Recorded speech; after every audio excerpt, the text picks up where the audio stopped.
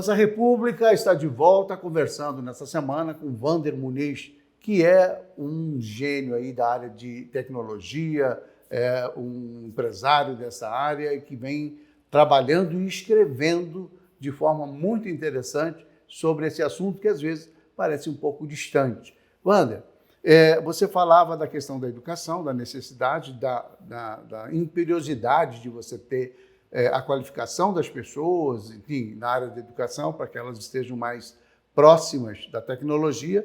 E eu falava no bloco anterior sobre a questão da pandemia, do uso do home office, do uso da sala de aula virtual, quer dizer, que foi durante quase 2 anos, agora que a educação está voltando ao presencial, e que essas ferramentas elas podem ajudar de alguma maneira, embora haja muitas críticas por conta desse distanciamento da sala de aula?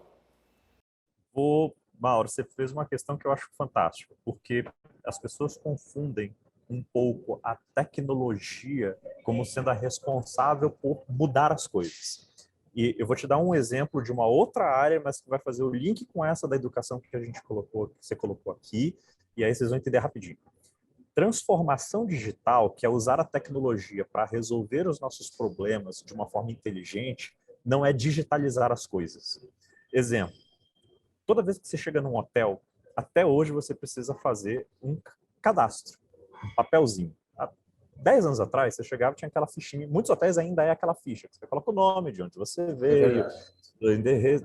Hoje, o que você faz? Você chega lá, preenche, e isso, o cara vai lá, cadastra, já está digitalizado. Quando você chega no outro hotel, ele já tem seu cadastro feito lá no computador. Você fala assim, nossa, informatizei tudo.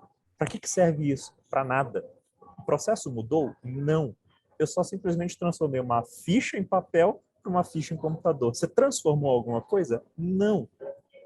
E aí, por que eu estou usando isso de exemplo? O que aconteceu na pandemia, tanto no home office como na educação, mas na educação acho que isso é mais forte, é que eu não mudei o processo, eu simplesmente inseri um meio digital nele. E se eu insiro um meio digital sem mudar o processo, ele pode muitas vezes mais atrapalhar do que ajudar.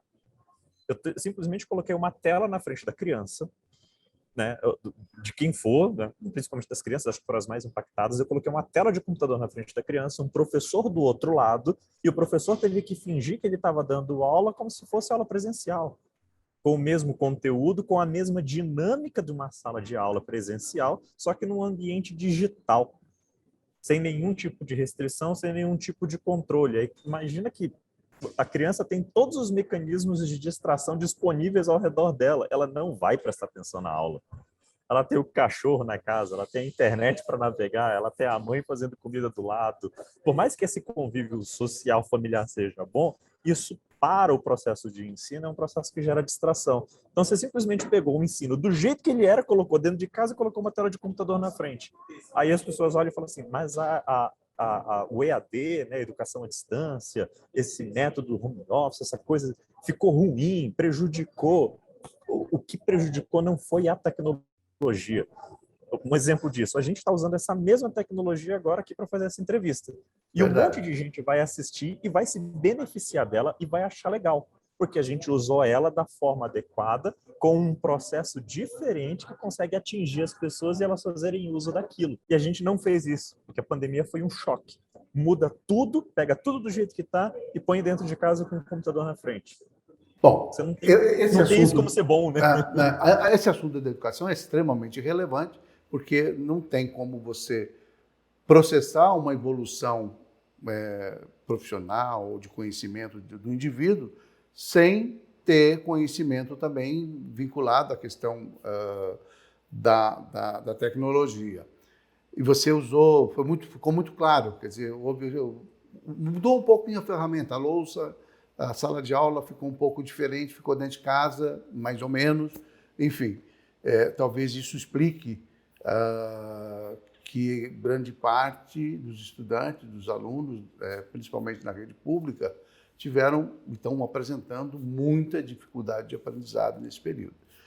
Por conta da distração, da falta de acesso, do acesso ruim, da falta de ter um computador com alguma qualidade, enfim.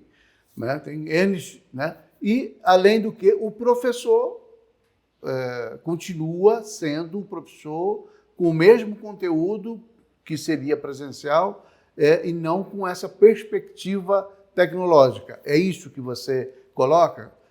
Como é que seria... Então, vamos começar a resolver a questão do biscoitinho, que vende mais porque está fresco, é fresco porque vende mais. Começa no professor?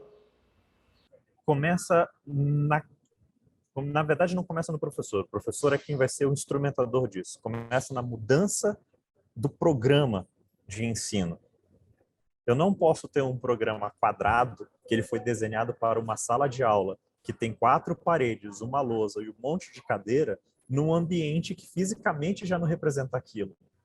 O programa é feito para que o ensino seja passado neste formato para dentro de uma sala de aula. Como é que eu vou pegar esse formato em que tem lá, olha, hoje eu tenho que estudar história, eu vou aprender sobre a Segunda Guerra Mundial, chegar com essa estrutura programática num computador com um professor que também não foi preparado para isso, por isso que o passo é anterior, e falar, ensine sobre a Segunda Guerra Mundial para os seus alunos da 5ª série. Ele vai pegar o quê? Toda a bagagem que ele tem sobre como ensinar a Segunda Guerra Mundial, vai sentar na frente do computador, abrir o livro e começar. Veja bem, na Segunda Guerra Mundial, essa altura do campeonato, até você já desistiu de falar comigo.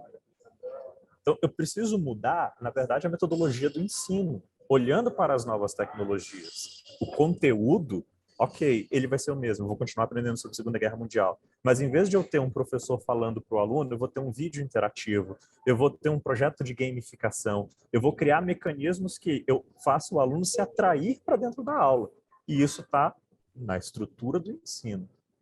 O professor passa a ser um instrumento para fazer com que isso, através da tecnologia, alcance o objetivo com o aluno. Do mesmo jeito que ele sempre foi um instrumento em sala de aula para consolidar a informação. O professor foi mudando o papel dele ao longo do tempo dentro da sala de aula. Antes ele era o detentor do conhecimento. Hoje ele não é mais, você tem o Google. Mas ele é um grande hub de como ensinar as pessoas a aprenderem. E agora ele vai ter que ser um grande hub de fazer as pessoas se engajarem para aprender na hora que você coloca a tecnologia no meio. Ele passa a ser um grande tutor. O papel dele muda, mas eu preciso que o conteúdo mude antes, que o processo mude antes, para que as pessoas consigam assimilar aquilo. E aí ele passa a ser uma grande ferramenta junto com a tecnologia, né? Um desafio e tanto, né, Wander? Porque, veja, nós estamos vivendo, atravessando um momento político, ideológico, embora não tenha muito a ver com o nosso assunto, mas tem tudo a ver ao mesmo tempo, em que se nega a ciência, em que se... Enfim, há uma dificuldade de entendimento desse momento moderno, dessa coisa da tecnologia atuante, onde se busca conceitos extremamente conservadores e ultrapassados, por si só, ultrapassados, a sociedade já avançou de uma certa forma que não cabe mais discutir determinados assuntos. E isso assim, nós estamos falando, a gente deu o exemplo lá do agro, que também tem uma visão conservadora de um lado, mas sob o ponto de vista financeiro, econômico e tecnológico tem outra, uma visão extremamente avançada. Mas como é que a gente faz isso sem o poder público? Você falou processo, método de ensino, uma outra visão da educação no país. Como é que se supera isso, às vezes, com as dificuldades que a gente tem? Estamos discutindo aqui, o Brasil está discutindo uma nova Bolsa Família, ajuda para 16, 17 milhões de pessoas que vivem abaixo da linha de pobreza. Nós convivemos com essa miséria que não tem como compatibilizar essa miséria com tecnologia, com celular de qualidade, com internet, com acesso à internet, etc. Que passos? Quem pode contribuir de uma forma mais efetiva para não ser atropelado? Eu tenho 60 anos. Então, assim, eu sou de uma geração ainda extremamente analógica, né? Claro que, como eu vivo no universo, que é o universo da informação, eu procuro aprender, tenho uma história nisso, né? Depois eu quero voltar à questão das profissões e lembrar algumas coisas aí do passado. Mas, assim, de que maneira a gente vai dar esse salto? O que vai ser? Nós vamos ter que começar a perder emprego, aumentar a miséria, porque as pessoas não vão se encaixar no mercado de trabalho que exige um outro nível de conhecimento? Eu acho que aí entra uma questão muito forte, que assim, a gente tem a grande mão invisível do mercado, né? Se a gente for lembrar de Adam Smith, a mão invisível vai ser responsável por isso acontecer em um extremo. As empresas, as big techs, vão fazer com que a tecnologia invada essa nova economia, traga essa criação de ativos intangíveis, que é a grande produção de riqueza hoje, está se materializando nisso, né? Mas, em paralelo, eu vou precisar, do outro lado, a mão invisível do Estado, fazendo com que as pessoas consigam acompanhar isso. Se eu não tiver políticas públicas que consigam administrar o bem público para que a sociedade tenha benefícios a partir dessa tecnologia que foi criada, eu, com certeza, não consigo fazer esse gap social diminuir. Muito pelo contrário, ele vai aumentar. Exemplo, a gente tem o BNCC, que é a Base Nacional Curricular Comum, e ela reza como é que eu deveria mudar o ensino fundamental. E a tentativa de fazer isso acontecer, de ter uma educação mais uníssona, é um movimento, por exemplo, de política pública que, se bem implementado, tende a diminuir esses gaps.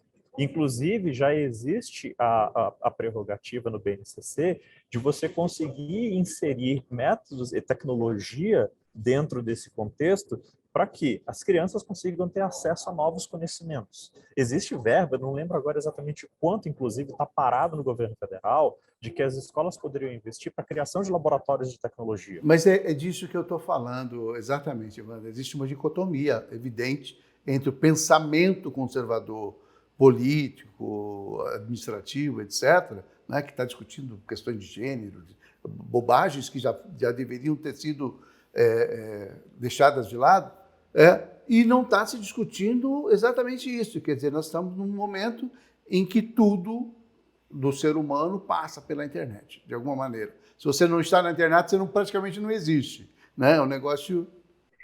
Eu vou usar um exemplo que talvez pareça radical, mas em algumas mudanças você precisa desse estágio para que isso se concretize. Em 1800 e uns quebradinhos, que eu vou esquecer o ano exatamente, teve um médico francês que inventou um instrumento que é a representação da profissão do médico, que é o estetoscópio. Uhum. Fez um caninho, colocou no ouvido, botou lá, auscultou, falou, cara, isso é muito melhor do que pôr o ouvido colado no peito. Esse cara foi quase excomungado. O que é isso? É um sacrilégio inventar um negócio. O ouvido humano é muito melhor.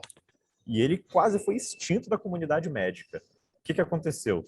Precisou-se que aquela geração inteira deixasse de existir, morresse, para que o instrumento se tornasse o símbolo do que ele é hoje.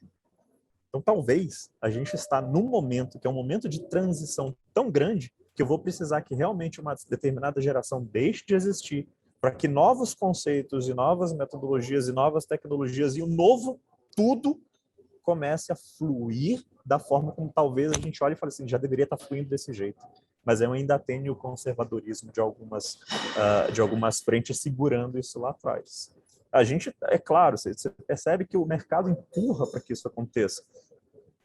A questão da adoção, talvez seja a adoção massiva, talvez dependa simplesmente de uma geração deixar de existir. Essa geração vai, com o seu legado, vai ficar para trás, e as novas vão trazendo isso, atropelando e fazendo as coisas serem diferentes do que a gente está vivendo hoje. Infelizmente. Agora, se você não tiver esse conflito de ideias hoje, se você não tiver esse tipo de discussão hoje, com certeza você não tem essa mudança depois. Sem dúvida nenhuma, quer dizer, tem uma distância entre o que é a condução real e o que é a tecnologia, né? A tecnologia avança de uma forma extraordinária, mas o cidadão, a pessoa ainda fica para trás e vai levar um bom tempo para a sociedade. Estou falando em termos de massa, de sociedade e tal, vai levar um tempo. A gente vai para mais um intervalinho, Wander, e volta já. Não saia daí que a conversa está boa. Até mais.